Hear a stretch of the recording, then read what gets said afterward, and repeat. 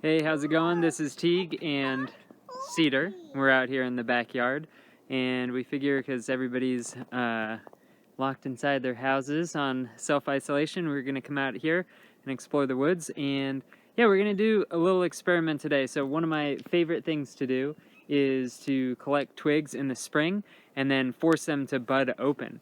And so I'm out here with a pair of scissors, and we're going to cut a few different twigs and then bring them inside and set up a couple of experiments. So yeah, I'm going to walk you through the process of doing it. All right, first thing you got to do is find a tree, and we have here a little apricot, and there are a couple different types of buds. There are the leaf buds and then the flower buds, and these here are the flower buds that are a little bit larger than the leaf buds, and so we're going to cut a couple of twigs off of this.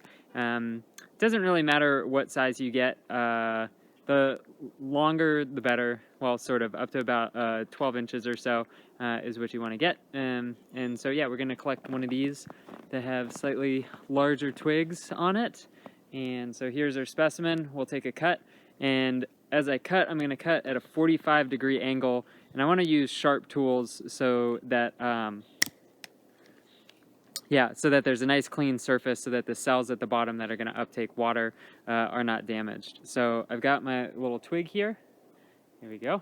And I'm going to take a couple of different types of twigs, and then we'll bring them inside, put them in water, and we'll see what happens.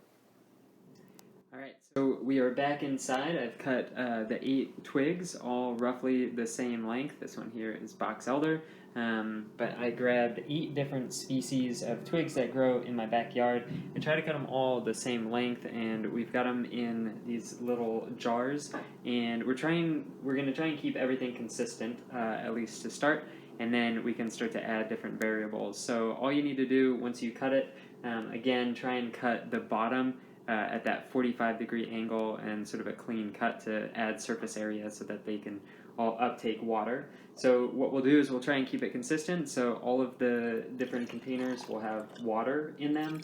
They'll all be filled the same amount of water, and they'll all be kept in a warm, sunny spot. So everything that you try and control, you can also make into a variable. So you could have some that you give water, you could have some that you give a water and a sugar solution, or you could try and make it maybe more basic by adding in Alka-Seltzer or Tums or something like that. So you can change all these different things. Maybe you'll have some by a window, some in a closet, some in a cold area, some in a warm area. And the thing that we want to be able to see is not just make observations about what happens, because it is fun and exciting and engaging to watch these things leaf out earlier in the season indoors than they would outdoors in the wild.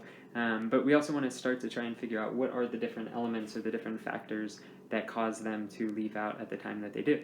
So by adjusting different factors in the process, we can try and tease out what causes these things to leaf out in the spring at the time that they do.